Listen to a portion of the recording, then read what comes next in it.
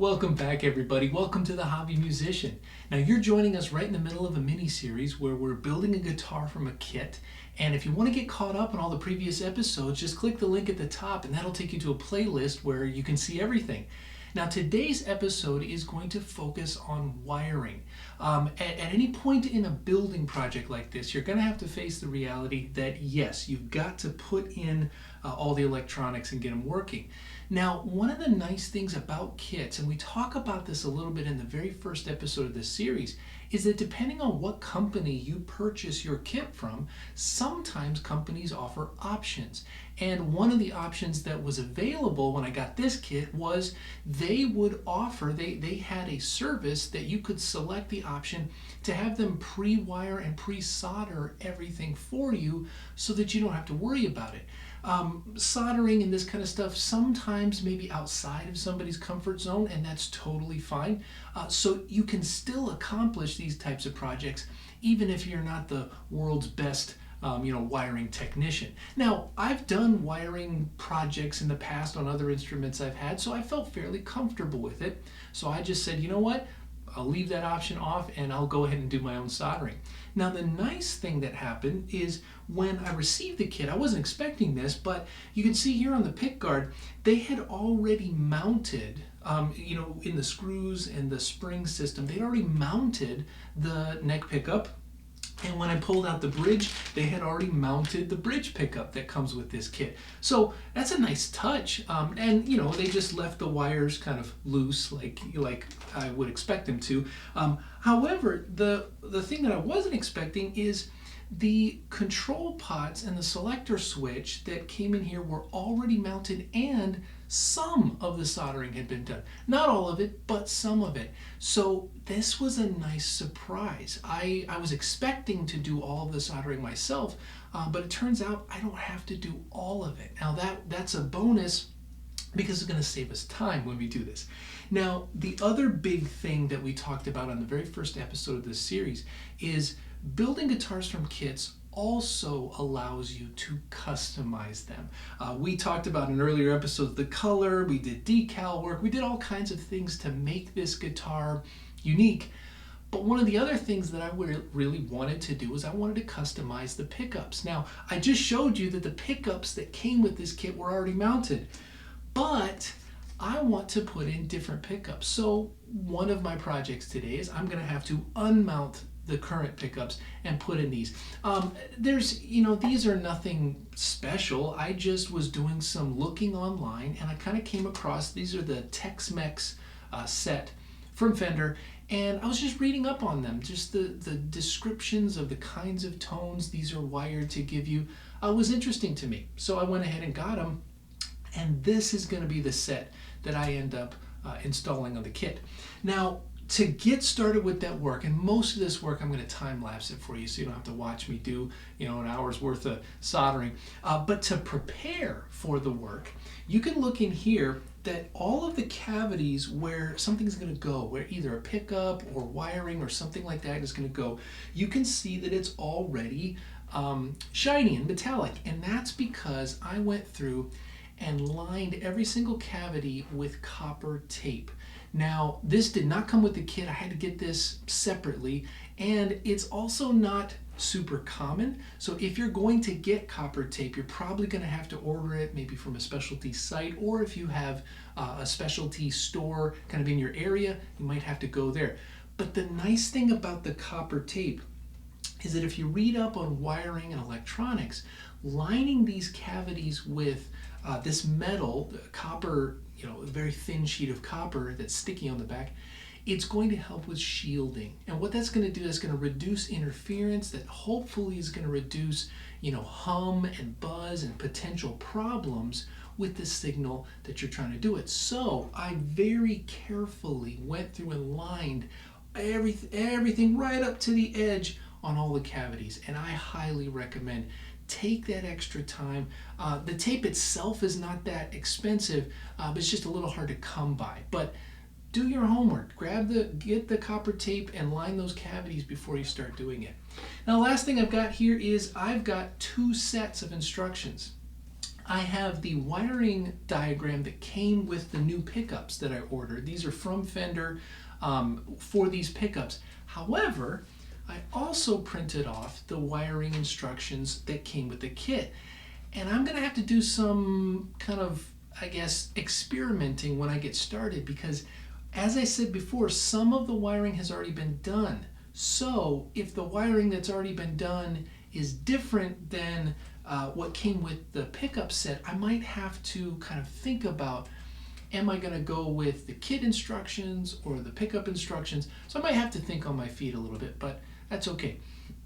And inevitably, I just want to prepare you guys, if you are doing a project like this, if you remember back, no matter how well prepared I've ever tried to be, and I've done these projects in the past, inevitably I discover that I've forgotten something. So in this next little time-lapse sequence that you're going to watch, you're probably going to see me get up and leave the room. I have to go to the toolbox and get something multiple times. So we're just going to get started with this, and like I said, it's just following the instructions. Get out the soldering iron kit and start installing these pieces until we have all of the electronics into the body. So, all right, enough talking. It's time to get to work.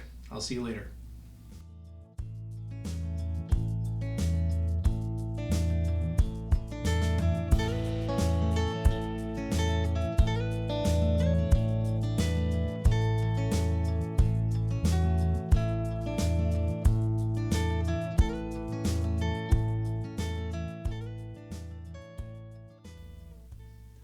Well, we are all done with the wiring. Now, as you can tell, I'm wearing different clothes. When I finished up the wiring, it was getting late and I was really tired. So I just let the whole project sit overnight, and here we are the next morning. But I did want to come back to you, and I wanted to kind of wrap this up with a couple closing thoughts. There were some things that I encountered and noticed during the project, during the wiring, that I just wanted to let you guys know about in case you're doing this at home. Now, the first thing, I just want to point out that no matter what, if you're doing a project like this, for me, whenever you get to the wiring stage, it really starts to feel like you're building a guitar, because now you've got the pick guard, you've got bridges, you've got things starting to get assembled onto the guitar body, and it starts looking more like a guitar. So that's always a good feeling. But you can see here we've got everything on. We've got the bridge mounted, pickup guard, the control cavity, the output jack is all in, and all of that comes just from finishing up the wiring. Now, some of the things that I noticed while I was doing this, I mentioned at the beginning of the video that some of the wiring had already been done. I wasn't expecting it, but it had already been completed for me when I received the kit, and it was a pleasant surprise.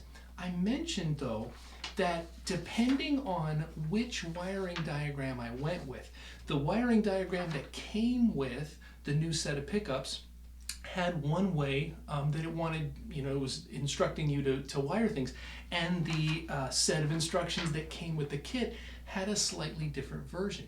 And I'll tell you that after I investigated, once I started the process and I was kind of tracing, I took the control pots and everything, and I kind of traced what had already been soldered. And the difference that I noticed was that primarily the kit was doing a different method of grounding the pickups than the Fender set. So what I ended up doing was I tended more towards the kit because most of the grounding had already been centralized onto the back of one of the pots. And in order to mimic the way that the Fender pickups were telling me to ground it, I would have had to basically undo everything and restart. And while you may find different opinions out there, certainly folks have their preferred methods of wiring. I would be very careful to say that there are right ways and wrong ways. Now, if you have a signal wire and a ground wire and you get them swapped, that's clearly a wrong way of doing it.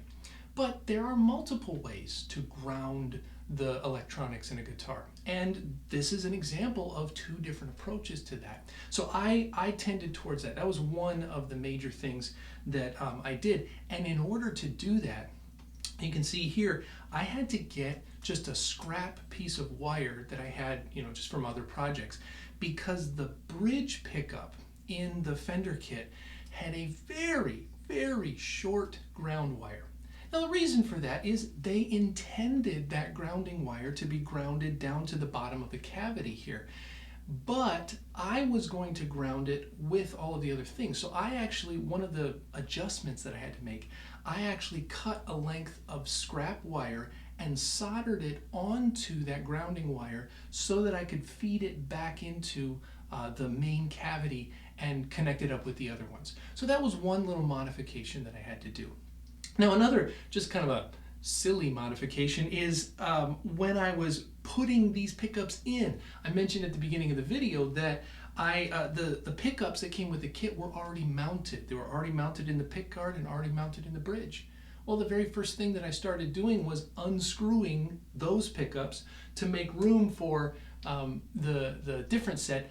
And I noticed in the pick guard, when I tried to put in the different pickup, the one from Fender, it was a fraction of a millimeter too big, and it just would not go through the hole. Now, you can see here, it's in there now because I took my razor blade, took a very sharp razor blade and carefully, very carefully carved away just a fraction of the plastic around the edges to allow this new pickup to go in there. And I think that's an important point just to tell everybody at home that if you're doing these kind of projects, let's say you have an existing instrument and you just want to swap the pickups, it's oftentimes a fairly simple process, but sometimes you may have to deal with these bizarre situations where the hole in a bridge or the hole in a pick guard just isn't the right size. And that can be sometimes adjusted fairly easily. So with those two modifications, everything else really went according to plan. The soldering, as I mentioned before, I had done other soldering projects, so I was just hooking up the signal wires and the ground wires according to the diagram. There really wasn't any catastrophe. Now the last thing I did before going to bed last night is I took this guitar and I took a cable, plugged it in, and plugged it into my amp just to test. I didn't want to leave this project until I knew whether or not I had done it correctly. Now you can say, but there's no strings on it. How can you tell? Well, what you do is I plugged it in and cranked up the amp. And then by turning the volume all the way up and going through the different pickup selections, I just tapped with my finger. I tapped on the pole pieces, the magnets, just to hear if I could hear an amplified noise. Now it wasn't musical, it was a click, click, click, and I could hear distortion and reverb and those kind of things. But that's a quick test to let you know, hey, earlier when I was talking about swapping a signal wire and a ground wire, well, if you do that, you're not going to hear anything. But I did. I heard sound coming from it, and I moved the tone knob around. So it was an initial promising sign that at the very least, it looks like I've got all the signal wires going to the right place. So with that in mind, that really is this episode. That's this part of the build, is getting all the electronics in there. So I hope you learned something from that episode. And yeah, until next time, play on, my friends. Play on.